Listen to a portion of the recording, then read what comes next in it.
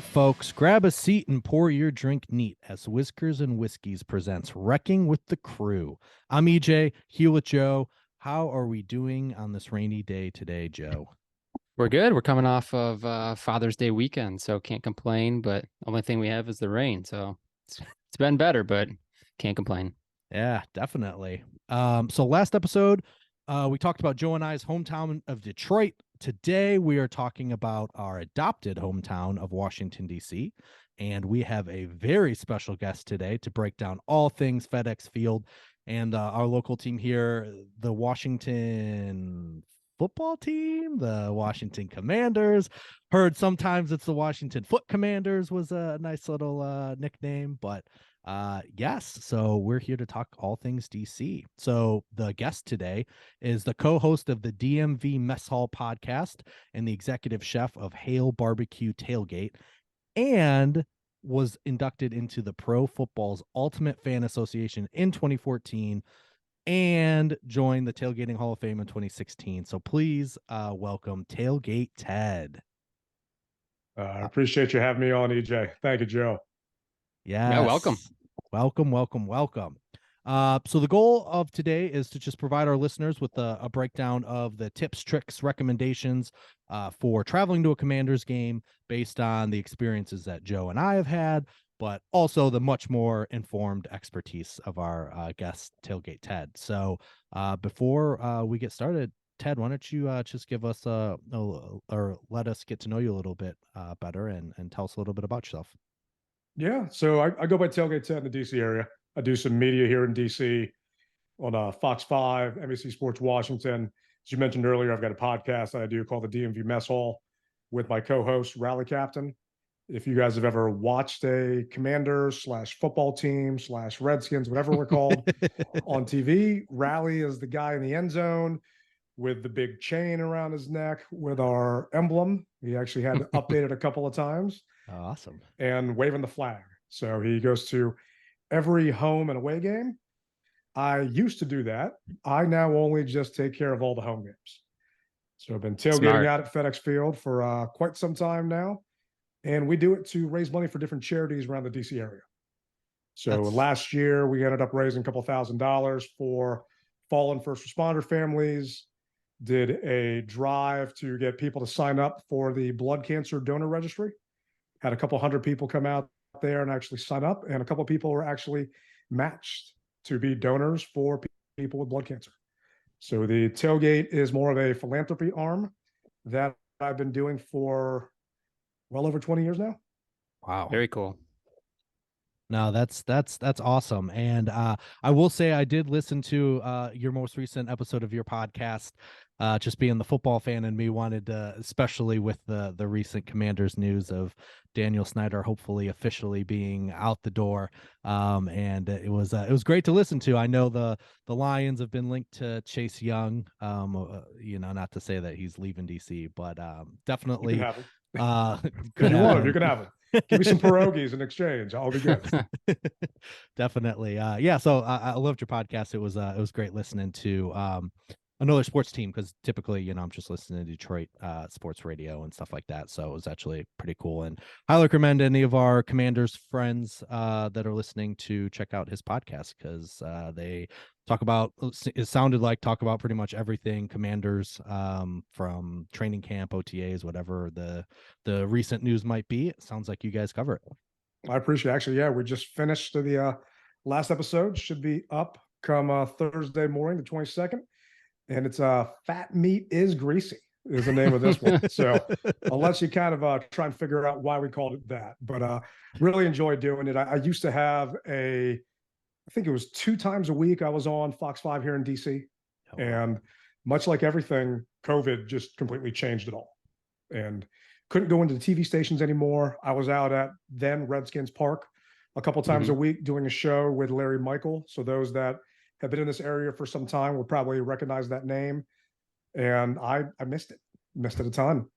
And the podcast gives me an outlet and Rally an outlet to talk about all things burgundy and gold. And as you can imagine, just living in the area, there is a lot to talk about. We just hope that we get a chance to actually talk about football one of these days, but we're almost there.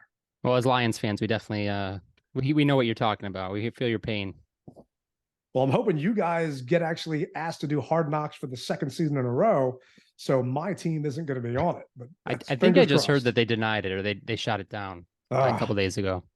I was Yeah, hoping you were going to do it again. I did listen to that part of it, and yeah, if we're being honest, if you're looking at the teams that you mentioned that were up, I mean, the Commanders are probably the ones that have the most off-field, unfortunately, things to talk about. So, unless they can, convince Chicago and I don't know, trick them into thinking they're going to be good next year, maybe they can. People are talking though. See, Yeah. I'm thinking it should be the Jets. I mean, you Oh, got that's Yeah. true. Aaron That's right. Rodgers, That's right. That's That's the the other one. new obvious, yeah. team, New Yeah. York market. Just force the Jets to do it. Let my dysfunction stay under the covers for a while, and then once the new ownership's here, then open the kimono. Yeah, So no, that makes total sense to me.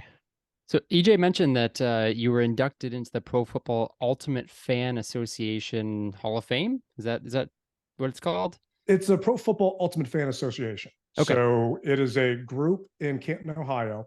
A lot of people don't know, but back in the day, I want to say it was maybe 1999. And shame on me for not knowing the history, and they'll probably yell and scream at me for not getting it right. But Well, it's too late. You're they already in. they they actually used to have a Hall of Fans in the Hall of Fame. Very cool. And there are fans that are inducted into the Hall of Fame. Much like everything, Jerry Jones ruined it. And Of course. it was I believe it was the Discover was a credit card at the time, and it was a Discover Hall of Fans inside the Hall of Fame in Canton, Ohio. Hmm. Well, Jerry didn't want to use Discover as his team credit card. I think he wanted to go with Visa, whoever, well, someone else. Sure. Sure. And then at that point, they said, well, if we're not going to have unanimous, we're going to remove it. Well, the group lived on. We are alive, we're strong. You have different fans that have been inducted into this group by members that are actually in the Hall of Fame. I was one of them. The idea and kind of the mission is to promote the fellowship of all fans, encourage sportsmanship, and support charitable activities. And really, Hall of Fame weekend is just, it's what I would imagine heaven would be for a football fan. Because we flood a hotel right outside of Canton, Ohio, and everyone sets up tents, and it's just a massive tailgate party. But throughout the weekend, we do charity events. We help out a community center out there called the J Babe. We do a drive there to get school supplies for the kids, bikes, just a ton of things out there. We've raised tens of thousands of dollars, put in a computer room, just a lot of stuff out there. We're in the Hall of Fame parade, so we actually get a chance to walk around. The last time I did it, Terry Bradshaw was behind me in a convertible. Oh, And he nice. was doing his best kind of a Miss America wave. And I wanted to jump in there because my legs were just dead tired and I was hungover. And he could probably smell what was coming off of me. Might have been some whiskey at that point. But it's just, it makes for a great weekend. And it's capped off by, we have what are called potential veterans that are voted on by a membership committee. If they survive the week's festivities, then they are then voted on to be added to the group. And my year was 2014. I got to give my induction speech in the hall in one of the facilities there. There's a breakfast that happens that Sunday morning, and it's it's truly an honor. And these people are, regardless of what color they wear and who they root for on game day, they're my brothers and sisters. Yeah, no, that's awesome. From the article that I was reading about it, it seemed like it was a really legitimate, especially when I had never. Now that you say that, the Hall of Fans does sound familiar. I feel like I remember seeing commercials for that back in the day. But as soon as I saw it was in Canton, I was like, oh wow, like this is a legit, real, yeah, this is a real association and a real honor, and that's awesome. It sounded like from the article, which was a local article, that you beat out a couple other local fans. It's not something that just like clearly everyone gets to be a part of. So that's absolutely awesome, and that sounds like a blast every year. Yeah, I mean, if you guys are Lions fans, and I'm going to assume Crackman, and he is in the Visa Hall of Fans with us. or the PFUFA, and you would have seen Crack during the NFL draft. A lot of The hard hat. yes. Yeah, I was gonna say I've seen him, and there's a couple other guys that are famous because they wear like Lions manes, but I never ever caught their names. Yeah, believe it or not, they've got names and there's people behind it, and no one calls each other by their real name, their legit name. Everyone just goes by their actual Hall of Fans names. And Yeah. once I got an email from actually one of the guys from the Cardinals, because they come to town, and like, who are you? And he had to say, oh no, I'm so and so from Arizona. It's like, oh, okay, yeah, makes sense. Come hang out. That's awesome. Well, I think I speak for all of us peasant fans, and we're happy that the big corporations and Jerry Jones didn't win out, and that the fans and the charities and the tailgating actually carried on after that issue. So we're glad that worked out. No, I am too. And it's an honor to be a part of it. And I hate the term super fan. It's a pet peeve of mine, drives me crazy. Everyone loves their team just as much as I do. I've just probably have a larger podium because I try and take advantage of it to do other charitable stuff with it. I stopped playing fantasy football, so that might be the only thing different for me than some of you guys. But other than that, we all bleed our team's colors. Well, then I must apologize for, I'm pretty sure, referring intro. to you as a super fan in not only the message reaching out to you, but I'm pretty sure in the intro. So oh, you're good, man. You're good. I don't like thinking that I'm any more special than, the fan sitting beside me that paid for his tickets. Sure. I hate the guy sitting beside me that paid half price for his tickets because my team hasn't been any good, but it is what it is. Yeah, nah, definitely. All right, awesome. So I thought it would be a good place to start here is kind of at a 30,000 foot view. So the idea would be if someone's coming from out of town and have never been to the DMV, which for anyone that's not from this area is just referenced as the DC, Maryland, Virginia area. That's just kind of the nickname for this area. Can you kind of just describe, because my assumption would be the stadium's in DC and it's around everything. So is there any way, can you just kind of talk through and describe kind of FedEx Field, where it's at and its surrounding areas, just for people that have never been to the DMV? Yeah, no problem. FedEx Field is not in DC. It's not too far from DC because I live in DC and I'm looking out my studio window and I can actually see the roof of it right now. And my wife says that's why we bought this house. You got to keep an eye on it. Yeah, it might have been one of the reasons why, but it's not the sole reason. But it is outside of DC, depending on where you're looking. It takes me maybe 10 to 15 minutes to get there from DC. Okay. So it is, in fact, in Maryland. We are hopefully going to get a new stadium, maybe 2030, somewhere around there. But it gets a bad rap, and sometimes rightfully so, and sometimes undeservedly. I used to travel with the team. I've been to 20 NFL stadiums, and FedEx, let me tell you, is not the worst of them. But they could use some more improvements on top of this thing because they really haven't made any in a very long time. Yeah, I think what's always stuck in people's heads when it comes to FedEx Field is, and this is obviously more recent years, are fans falling over the railing onto the tunnel trying to reach the players, and then what was it, the sewer, like drain or something? I don't know if it was sewer, but some kind of drain that yeah, there burst. Was a pipe that burst. Yeah. Now we call it sewer, but it probably wasn't. To be clear, those were drunk Eagles fans trying to rip Jalen Hurts' jersey off. So they fell over. That's right. That's true. Yep. I'm not shedding a tear for those guys by any means. And believe it or not, SoFi had a pipe burst in a suite as well. And SoFi is 2 years old. Yeah. So I'm not trying to stand up for FedEx in those regards. Yeah. But things like this do happen. Now, they have not made a ton of improvements in that stadium. And we're getting a brand new Jumbotron that is apparently 4K HD this year, where I could have sworn HD's been around for quite some time. We are getting a new sound system that is getting put in this year. And the reason we didn't have it last year is supply chain issues, which I'm sorry, I call BS. I don't know if I can curse on here. Yeah. But yes, I meet with the team regularly and have discussions with them behind the scenes about ways to improve the stadium. Yeah. I started a neighborhood watch in the stadium years ago called Fan Captains, where we, I want opposing teams' fans to be treated with respect in my stadium. I don't want people to go to a game and fear for their, well-being. Safety, yeah. Yeah. And to me, that's kind of part of it. On top of the regular amenities, locks on bathroom stalls in the women's room.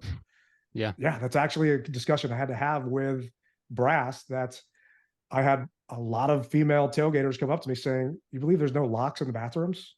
That's crazy. There was an article that came out this past year. Nick Sundberg, a friend of mine, former long snapper for the Commanders, did a great job here in the DC area with a charity called Loads of Love. His wife was quoted in the article having a conversation with Tanya Snyder saying, "Can you put a changing station in the female restroom?" Because the players' wives had no place to change their infants that they brought to a game. And the answer given back, according to the article, was, "We're moving to a new stadium. We don't want to make those investments." And then the wives replied back, "How much does a changing station cost? Yeah. We'll give you the money right now." Right. Just not even to like mention that. the legal issues with that, right? Yeah, it's crazy, some of the negligence that's happened. But we're, hopefully off the greener pastures with Josh Harris, Mitchell Rails, and Magic Johnson. Well, that's what I was going to ask with, and I don't know, I don't want to get too far in the weeds with this or what you can and can't talk about, but I envision you're already probably seeing some changes for the better in addition to the sound system and the speakers or the screens and stuff with the new ownership coming in. I'd imagine there's quite a few changes coming in. We're currently in limbo. Everyone out there is still in limbo, but the good news is everyone is fearful for their job. Sure. Yeah. And not necessarily a bad thing. Yeah. Much like a vet having a rookie drafted that's at your same position. These people are wondering, who is the new ownership going to bring in? Yeah. Am I going to look good in front of them? Last year, I got into a very public argument with the team because they limited fans at training camp. We're going through a rebrand. You just changed our name for the third time. And you are going to now limit access to your fans? Yeah. Right. New jerseys, all sorts of stuff. This is the time to let everyone in. Yeah. Invite them. I got into an argument with the team because they closed the team store. So you mean to tell me you are having us buy all new gear, and the only brick and mortar store that we can go to actually look at this, looking on a web page is completely different from touching it. To actually look at this is closed. It did not open until Sunday of the very first home game. And I got on them, said, "You guys knew the store was going to close in February when the name changed. Said, open a satellite shop. It's not going to cost you that much." There actually used to be Redskin stores in every single mall in this town. Yeah. You guys live here. For those that don't, we've got a bunch of major malls: Tyson's Corner, Pentagon City, Potomac Mills, Fair Oaks. All of them had a Redskin store. I said, put a satellite kiosk up. They didn't do it. That's just it's just lack of foresight. Yeah, I was just thinking that's crazy considering, especially in the NFL, and I would assume this is, very targeted at Snyder too. Like, they want to make money, and I understand the real money's in the profit sharing and the TV deals and stuff like that. But still, like the idea of like not allowing people to buy your product, like that. Yeah, it's just bad marketing, bad branding. Yeah, it was you're horrible. trying to sell something. You're not open. I volunteered to work a truck outside the stadium. Yeah. The Thursday and Friday before the home opener. So, well, we don't have the staff, was the answer I was given. So, I'll work for free. All I got to do is just scan something and ring it up on a register. Yeah. Because you had fans flying in from London. I host large groups at the tailgate all over the world that want to buy your gear. They want to buy hundreds of dollars worth of your gear. They don't want to walk around the stadium on game day with a bag full of stuff. Right. Because of the way they changed the team store, you cannot go to the team store and then go put your stuff in the car. Once you're inside, you're stuck inside. Yeah. So I had fans that wanted to buy helmets and all this stuff that you just can't carry around. And it's just things like that we try and give feedback and advise, but all you can do is make a suggestion. It's up to Sure. them to actually do it. And I'm hoping with new ownership that threat of the I guess potential change maybe scares some people to do the right thing for a change. Yeah, you'd hope that just money, like just money alone, would kind of guide those decisions to make changes for the better. So hopefully, Getting there. Okay. So another question kind of concerning the overall area. So one of the things that we like to highlight in our guide is like the walkability. So some of these stadiums range from being in a downtown area, near a ton of different things. Others are pretty remote, in the middle of nowhere in some cases. So for again, the fans that have never been to FedEx Field, would you say the stadium's walkable to really any restaurants or bars? There really aren't any restaurants or bars close by. There is a Fanatic Sportsbook that just opened up in the stadium Okay. that you can go to ahead of time. The closest shopping center would be Woodmore Town Center. Out there, you've got a Hooked, which is a seafood place. I believe you've got a Copper Canyon out there, but there really aren't a ton of bars or anywhere you can go. I mean, I've been to, Seattle, for example. I mean, you've got a ton of stuff that's within walking distance. I was at the Bears Thursday night game this past year where I think we won 7-6. It was absolutely miserable. But, you can walk to a bunch of places out there. Yeah. But if you want to go to FedEx and you want to have a good time, tailgating is really the way to go, just because they are very, very open to tailgating, which wasn't always the case and almost stopped. And I started a petition, I want to say it was maybe in the 2000s, where I tried to save tailgating at FedEx Field because they were trying to change up the way we parked there, and they wanted to do it Disneyland style. So for those that aren't familiar with that term, No. you just get directed to a spot and you have to park here. Oh, okay. If your buddy comes in like 10 cattle, car lengths behind, he could be in a completely different spot. And the Washington Post actually let me write an op-ed talking about how that is just such a bad idea because tailgating is the only thing that we have had at FedEx Field on game day to actually enjoy. Yeah. And I started a petition that got, I think it was 400,000 signatures. And at that point, they realized let's work together to try and improve it versus change it and make it different. Because you have groups of people that have been tailgating together since Griffith Stadium, which is pre-RFK, that would have been just deeply impacted by that Disneyland rule. That's crazy. Yeah. I mean, that some people just come to tailgate, and if there's no restaurants and bars around, I guess what else do you do, right? Right. Yeah, there's not a ton. I mean, you can go in the stadium. They do have, some good drinks. It's not super overpriced. That is some of the improvements the past couple of years they've been trying to make. There is a tailgate lot that you can kind of just go hang out in. But if you really want to have a good time, grab a cooler, whether it's a foam one or whatever it may be, grab a grill, get out there. Parking, people complain about it. But to me, those are the people that show up 45 minutes before game. Sure. Right. The lot opens up 4 hours before kick, and there's a red zone tailgate lot that opens up 5 hours before kick. If you're going to do it, do it. Yeah. And so that was kind of our next question is we have no doubt that your tailgate is the best.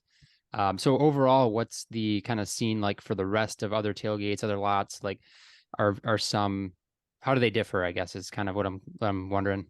Everybody's different. I mean, back in, I want to say it was 2017, we held a Thanksgiving game there against the Giants, ended up winning that night game, and they did a tailgate competition. And that day we actually had, I think it was an 8-hour tailgate. It was something unreal. And it was so great to see because it was 8 hours. I got a chance to walk around. I got a chance to see other people. And, there's nothing wrong with the guy that's got the hibachi and then pulls literally the seat out of his car versus me where I've got 500 people out there. Everyone is just in such a good mood. It doesn't really matter, who you're rooting for. We're all there because we love football. Granted, if you're wearing, Cowboys colors, I probably won't shake your hand, or I'll have sanitizer immediately to put on afterwards. But, they vary in all shapes and sizes out there. And everyone is just happy to be at a football game. We're Yeah. just happy to be there together. And I think the only time it was awkward was back when the DC sniper was going on. Oh, for They sure. actually made an announcement not to go out to FedEx Field. And Hmm. I guess I missed it because it was me and three other people tailgating in the Oh, lot. wow. And I was thinking, what's going on? Where is everybody? I thought that there was a jumper on the Woodrow Wilson Bridge going Wow. to the stadium, which actually happened before a playoff game back in 1999. But I'm thinking this is repeating itself because there's no one here. Sure. But it was all because of that. Wow.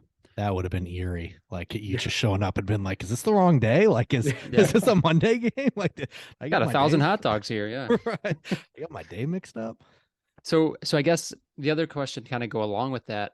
Are there more like family friendly like lots or tailgate areas, or are there areas where it might get more rowdy, or it's known to be more rowdy for like the kind of 21 plus groups, or how does that look at FedEx? No, it's a great question. There is a tailgate red zone lot. Hmm. That lot opens up 5 hours before kick versus 4. Okay. And the parking spaces are double the size. So it just gives you more Yeah. room to stretch out and to party, and an extra hour to drink and buy whatever you guys want to do. Sure. There is a lot that you cannot tailgate at all. So that's meant to be more, hey, driving to the game, kind of hanging out here, Yeah. which is a new lot that they instituted last year. So Okay. some people didn't realize that because they just used to park there and they bought passes. And then last year we're told by security, you can't tailgate here, you got to go. Yeah. Huh, Now, interesting. That is probably there would a have been more? nice to know, right? Like a little disclaimer. Hey, by the way. I had a phone call with the team No two fun games zone. Yeah. in to make sure that it was posted on StubHub after the fact. Yeah. Smart. And Yeah. that people knew afterwards, like, hey, this is a non-tailgating lot, because when you bought it, it did not say that. Was it cheaper or something? Like how does, No, it huh? wasn't cheaper. It was just something that they thought they needed. Yeah. I used to go to Philadelphia for all the Redskins Eagles games, and I would always park at the baseball stadium because you Yeah. can't tailgate at the baseball stadium. So if you're hanging out there and you got DC plates, your car is safer than if you Sure. tailgated in an actual Eagle lot. Mm-hmm. Yeah, that makes sense. Yeah, that's I mean, I'm not sure if FedEx has this, but I know in Detroit at Ford Field, there's a section. It's only one section, and it's high up. It's not the best seats high up in an end zone, but it is an alcohol-free section. It's supposed to be like a family friendly. But I do know that they do denote that in Ticketmaster, because that would be the worst. Is you buy this ticket and Yeah. then Can't it's have a like, by beer. the Yeah. way, you gotta chug your beer on the concourse because you can't bring it up there. So yeah, that was a good call by you to make sure that was, very plainly, Clear. outlined. Yeah, very clear for anyone buying a parking pass in that lot. Yeah, they've addressed it now. So if you are buying something there, you will get notification.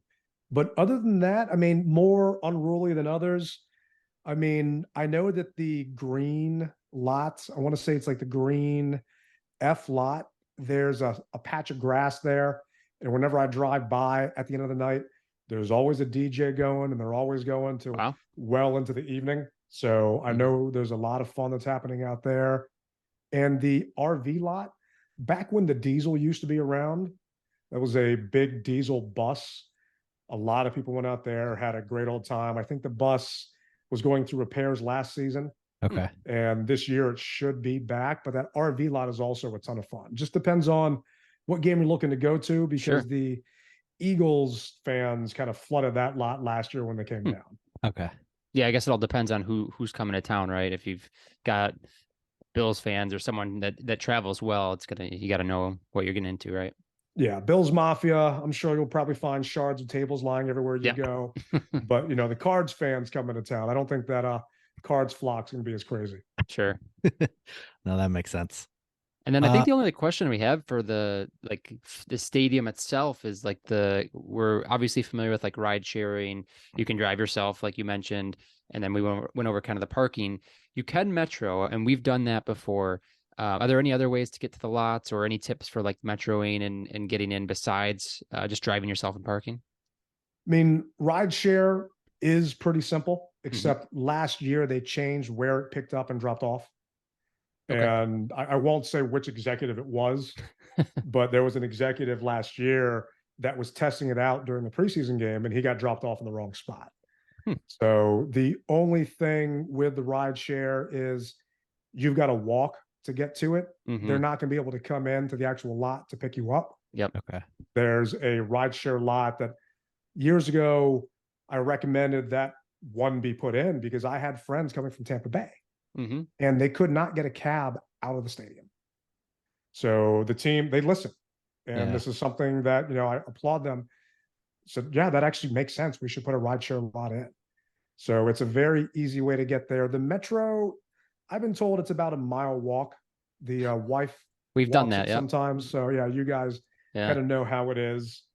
So, Yeah. but I was gonna say, for anyone listening, if you do end up taking the metro, and we'll make sure to it's definitely the blue line. I can't remember the exact stop off the top of my head, but we'll make sure to put it on the guide. But I will say, don't worry when it drops you off in like a townhouse like neighborhood. We promise, just follow the wave of people. The crowd. Yeah. You'll eventually get to where you're going, because it is kind of odd that it drops you like I said, just in front of like a bunch of townhouses, and you're like, I thought this was the football stadium. But yeah, I don't think worry, it's like you said, it's about a mile, and just follow the crowd. You'll figure it out. Morgan Boulevard, I think, is the one you're talking about. That's right, Morgan Yep. Boulevard. Which, yeah, it does not take long to get there. It literally is a mile. They used to have a shuttle, but the shuttle got shot down. This was not Dan Snyder's fault. This is WMATA, the Metro Authority here, that Hmm. didn't allow the shuttle. And, you know, other than that, I mean, it's people think it's a pain to get to. One recommendation that I would say is use Waze, because if you use the Waze app, and it's something that I worked with the team on, it will give you exact directions to your parking lot. Yeah, that's smart. The lots have letters and they have colors associated with them. And if you're going to the orange G lot, you're supposed to come in off of a particular road. If you don't, you can get turned around and then told to go somewhere else.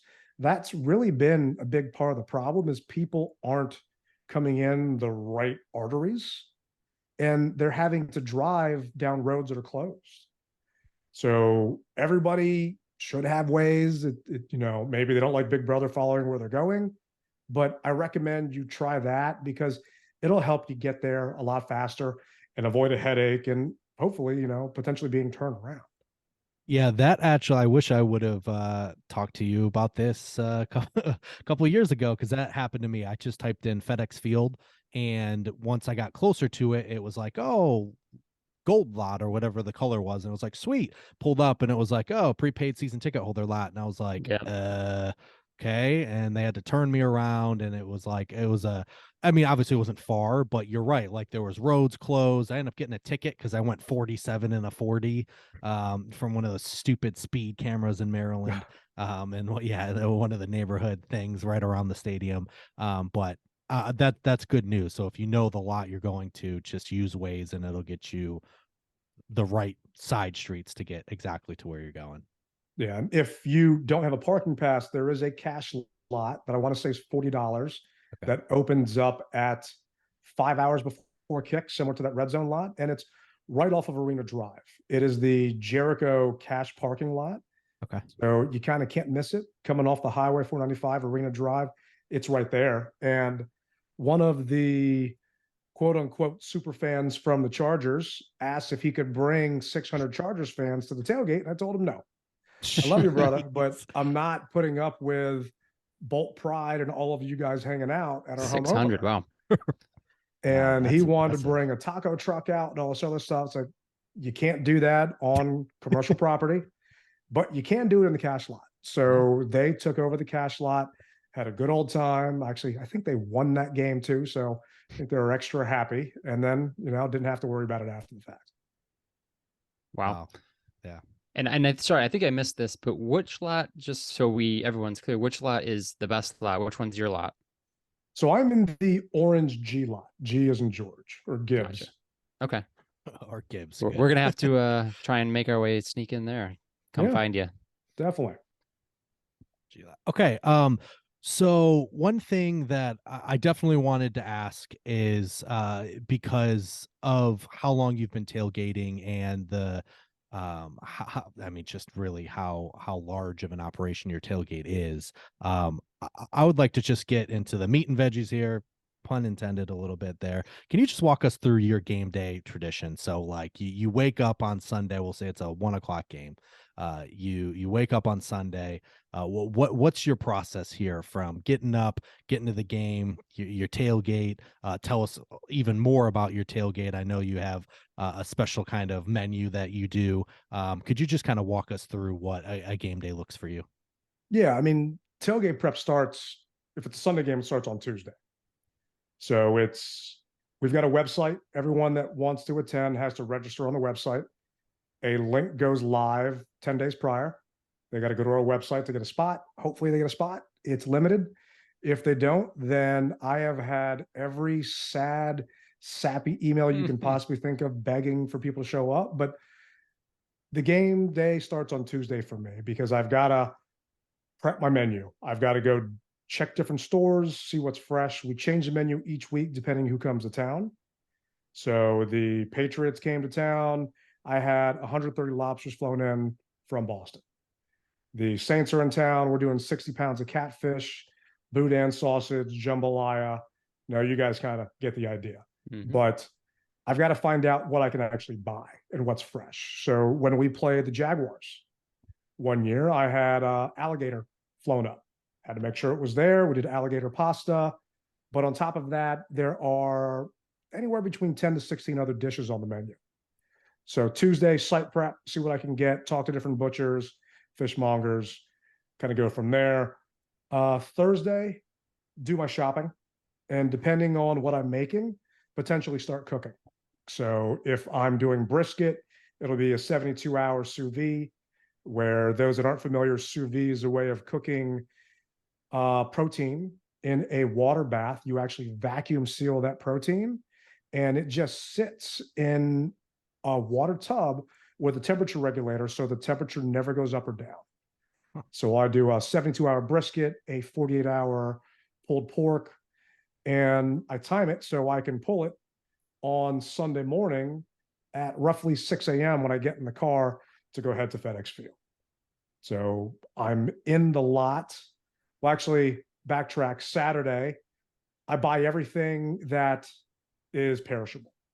So all of my other stuff that I'm going to be cooking on site, whether it's burgers, dogs, kielbasa, fish, whatever it is, buy it, pack the car up. I'm out shopping at Restaurant Depot at 7 o'clock in the morning. I'm back at the house at 1 a.m., 1 p.m., packing it up, making sure it's good and ready to go. I've got a checklist to make sure that we're stocked on propane. We've got utensils. We've got paper towels. We have, you name it. I've got sternos. Everything's there. Pack the car up, and sometimes have to make some food and prep ahead of time. And then Sunday morning, I'm at the stadium at about 7:30, somewhere around there. Start unloading the car, start setting up all the grills. I've got 6 grills in the car, and I set up 4 flat top griddles and a deep fryer that I'm manning for about an hour and a half until the rest of my crew shows up. So we're getting all the food ready to go, getting all my mise en place done, trying to pull items off and then put them in sternos and all their warming trays. Got a couple tents we set up.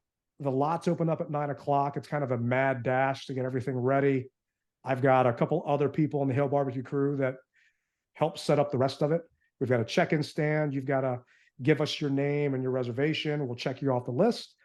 And we hope you put some money in that donation jar, because that donation jar is what helps keep the tailgate afloat. The suggested donation is 10 to 20 bucks a person. And anything we get after what we spent, we give back to the different charities we work with. Sadly, we average 300 to 500 people a week. Let's just say 300 at $10 a person. You think $3,000? Sure. No, maybe 1,100, maybe $1,200. And we don't sell food. I'm not going to force you to put something in there. Everyone's on different times. We just want everyone to have a good time. And we're hoping to be able to make the money back. And then hoping that, we can help the different charities. That was actually 2 years ago. I ended up taking the money from that and feeding 300 homeless Christmas morning. And my tailgate van was actually given to me by the NFL and Ryan Kerrigan. And it was a TV show called Tackle My Ride. And I'll be happy to get you in touch with my brothers that were on that show from PFUFA, where I see that Steelers picture in your background there.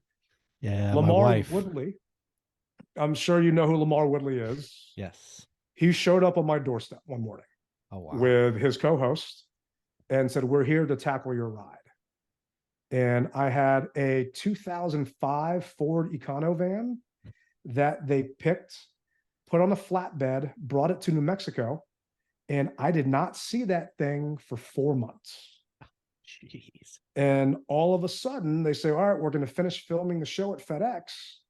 And I'm out there filming a segment for the show, and this just monstrosity pulls up. And next thing you know, Ryan Kerrigan gets out and hands me the keys, and that's my tailgate van.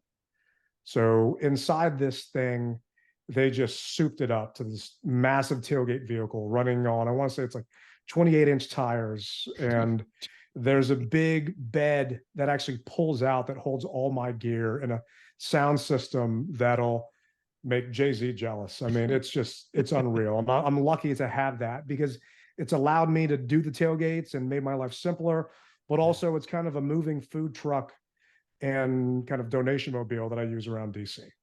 Sure. Yeah, it seems like you're definitely using it the right way, giving back. So I think that's rightfully earned. I appreciate it. Yeah, man, that's awesome. Like just everything about your tailgate. Obviously, I did a little bit of reading before here, and that's just such a good idea. That it's not just about providing a fun atmosphere and some very good food, right? Usually, you're talking burgers and hot dogs for anyone joining your tailgate, but the idea of having the mindset of donating whatever extra you make and thinking ahead like that is definitely really awesome and very special. So that's really cool. Yeah, and I mean, players come and go in our hometowns and our favorite teams. Yeah. I mean, Terry McLaurin just did a thing with the Boys and Girls Club where he donated a ton of bikes to these kids. And, there aren't a ton of people like him, but we shouldn't have to rely on NFL players to give back to the communities that we live in. Sure. If we have the ability to do it, let's do it. And if we can have a good time and drink some beers and maybe some Jello shots and eat some good food while we're doing it, then hey, Yeah. icing on top. Yeah, Scary Terry actually just read to so my wife's an elementary school teacher out in Centerville, and he actually just read to some kids a couple days before their last day of school last week. So it was also very cool of him to do. That is awesome. Well, we look forward to coming out to your tailgate, and we'll definitely when we get out there, we'll make sure we bring some donations to add to the pot. So yeah, I know. Detroit just came a couple of years ago too. It stinks. Yeah. We definitely would have made the trip. Well, we'll have to find a random game we can go to, maybe on the Detroit bye week. Yeah, definitely. Come on out anytime you guys want, and I'm happy to hook you up with some other fans around. Being in the Tailgate Hall of Fame, it's nice. I can just recommend people to show up, and I'm giving them my word that you guys are going to be good, and I know you will, and they treat you like you're one of their own. Doesn't matter what colors you're wearing. Awesome. Yeah, definitely. I know, like me personally, I'm a Lions fan. I'm a Lions season ticket holder, but my wife is a Pittsburgh fan, so we usually head out to the Steelers for at least one game, usually around their home opener around her birthday. So it's typically, and then we're looking to do potentially Baltimore this year because the Lions are heading to Baltimore. Be safe there. That one's a little rowdy up there. Yeah. Okay, so one more thing I wanted to make sure I asked you. So another part of the guide is not only the game day, but if someone's coming into town just for the weekend, again, never been to the area, what are some recommendations of your favorite DMV bars or restaurants that if someone, like I said, if you knew someone was coming from out of town, that you would say, hey, you got to eat at this place, or hey, this is a pretty chill or cool bar atmosphere. So what are some of your recommendations for those folks that are coming up from out of town? Yeah, I mean, if you're coming to DC, you got to have a half smoke. You got to go to Ben's Chili Bowl. I mean, that's an iconic DC institution. There's actually a TV show that I did with Emeril Lagasse that's going to be coming out later on this fall. And let's just say it's going to have something to do with that. I can't really say everything in general, but Yeah. no, it's a DC thing. So if you get a chance, go try a half smoke at Ben's. I mean, really, we have a ton of things for really whatever whets your appetite. You know, if you want to go see museums, you've got all that downtown, and some of the beauty is they're all free. Yeah. We just went to the zoo a couple weekends ago. It was free. Yeah. Yeah. If you're coming to town with your family, it's very cost effective. And this is something I had to talk to the team about. They said, why do we keep getting flooded? It's like, you're getting flooded because DC is a destination for for families to come to, because there's a ton of stuff to do that doesn't cost them a lot. On top of the fact that the team's not good and the tickets are cheap, but there's a lot of stuff to do around here. And I mean, it depends on what kind of food you're looking for. You can't go wrong with one of Chef Jose Andres' places downtown in the Penn Quarter area. I mean, one of my favorite bars that's actually going to be on the show is Penn Quarter Sports Tavern. It's, believe it or not, a Denver Broncos bar, but they've got a bunch of great beers on tap, good food there. It's right next to a metro downtown, and they've got an outdoor seating area. So if you still don't feel comfortable being indoors, and they've got fire pits outside. So there's just a ton of great spots around. We've got a lot of Michelin restaurants. So really, whatever your price point is or whatever you're thinking about, feel free to message me on Twitter. I'm happy to share recommendations with you. Yeah, that's awesome. I know, like, when I was thinking through like answering that question myself, I was like, you know what, DC has just really good food. And like, depending on how, even just like the DC or Northern Virginia or Southern Maryland, like Montgomery County, Maryland, like the area, like you said, in general, just has really great food. There's so many options. It's really kind of a pick your poison. Um, I know what Joe kind of laughed at me because in our show notes, I added one of my favorite restaurants, and he was like, okay, no duh, like this is a very famous one. But I just got to say, it's worth it. Philomena, it's a place, it's an Italian restaurant in Georgetown. It's definitely on the pricier end. It's a nicer end. It's where presidents have gone and famous people. But if you are looking for a fancy night, and you love Italian food, it's where I go for my birthday every year. It's just fantastic. So I know it's super famous. It's not like a secret gem, but it's worth it. I love that place. No, Filomena's awesome. And if you want to go get some drinks afterwards, right down by the waterfront, there's a ton of bars that are right there on the water. You get a beautiful view of the Kennedy Center, Watergate Hotel right there. I spent pretty much every 4th of July there for 15 years. I mean, it's just a great place to be, and a good atmosphere and a good vibe. Awesome. Okay, so to kind of close out this interview, we like to do this 6-pack of questions, kind of rapid fire. Obviously, elaborate as much as you want, but these were just some fun questions we like to ask. So I'll start with one. So what's been your favorite food that you've cooked at one of your tailgates? My favorite, I'd have to say, is lobster rolls. I mean, we did fresh lobster rolls, and my sous chef would probably just call out that day. And these are friends. They're not getting paid. They're just, we're all Commanders. Well, some of us are Commanders fans, but all Redskins fans, Washington fans that just do this because we love it. Yeah. But those fresh lobster rolls, just cooking them out there in the lot, other than there were a couple of animal activists that stole some lobsters from us, it was a meal I'll never forget. Oh, that sounds so good. I love a good lobster roll. Second question, what is your favorite Washington football game or moment that you've been to live? I'd have to say it was my first game with my father. Very cool. And going to a Redskins game back in the 80s was nearly impossible. I mean, you had to have season tickets or you had to know somebody.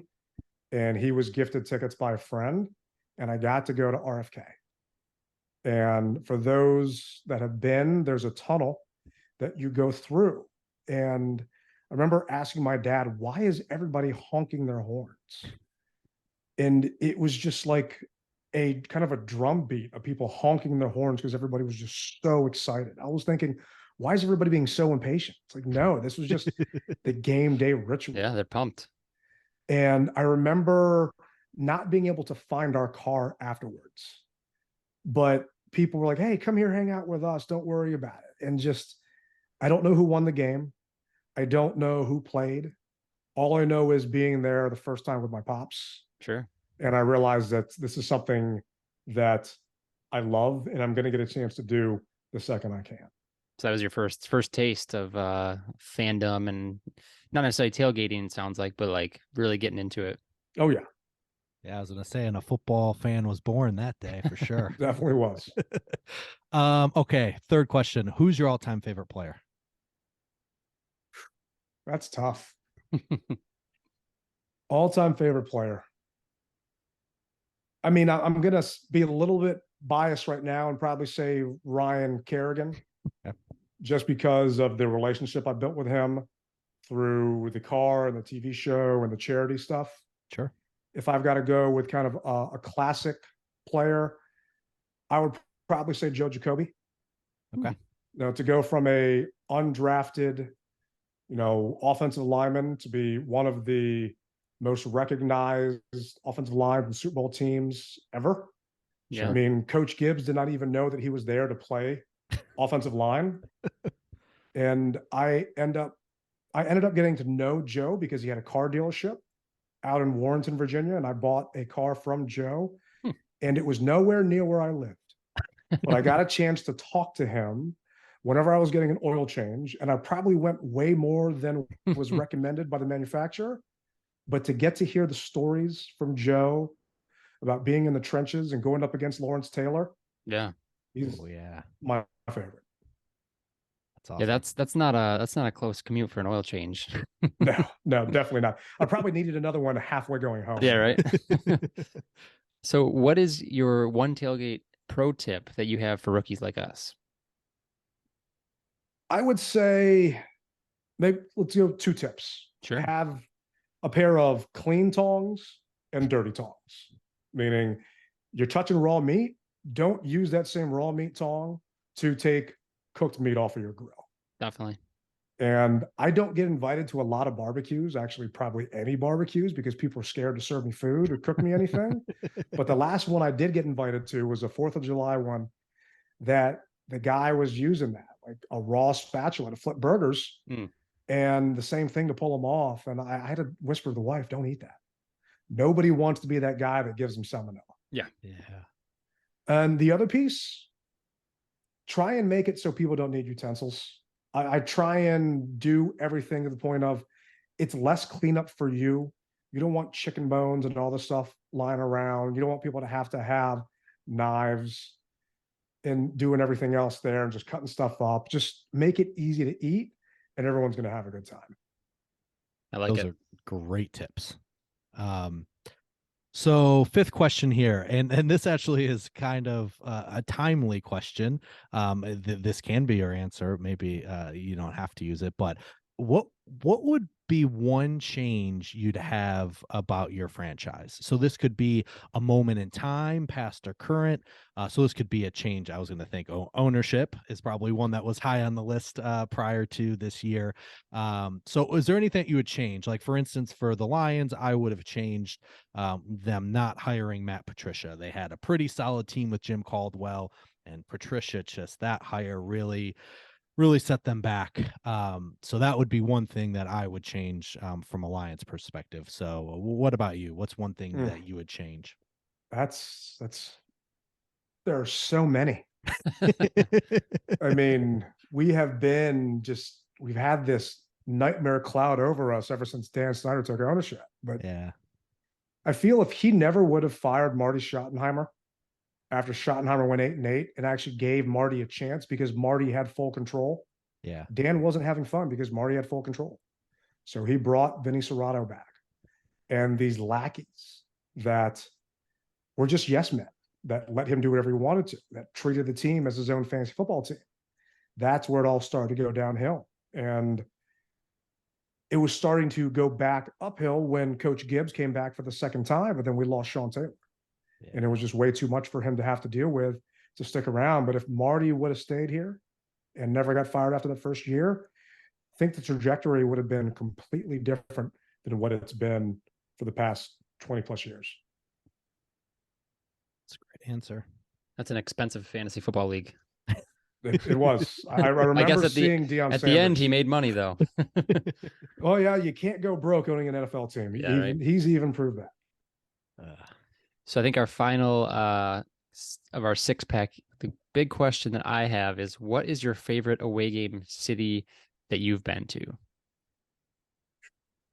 Favorite one I've been to. You said 20, right?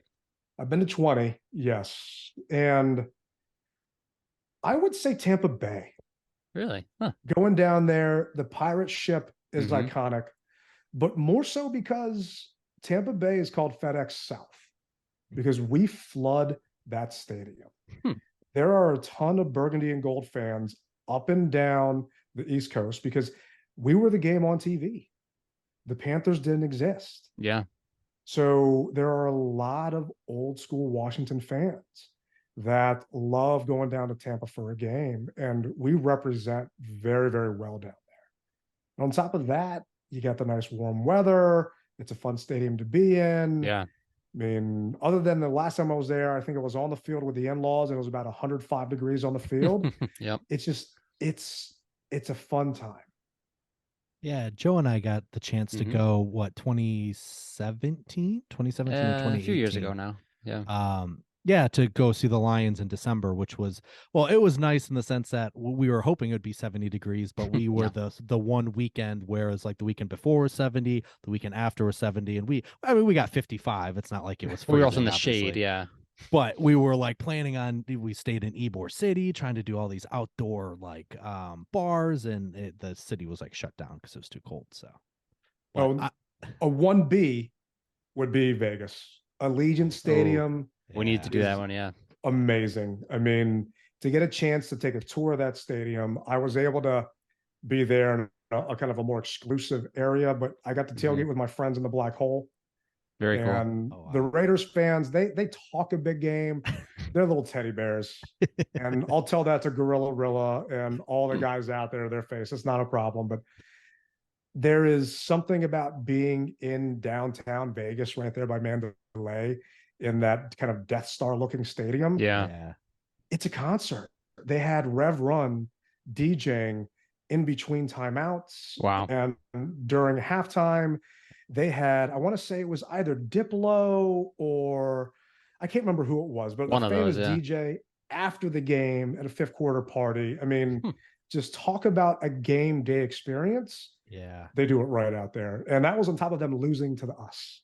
So it was still a blast. So this is kind of off topic, but how do you see MLB translating to Vegas? Do you think that'll work out well for them too? It won't be as crazy. It'll definitely still be up there, but there's just so many more games. You're talking 82.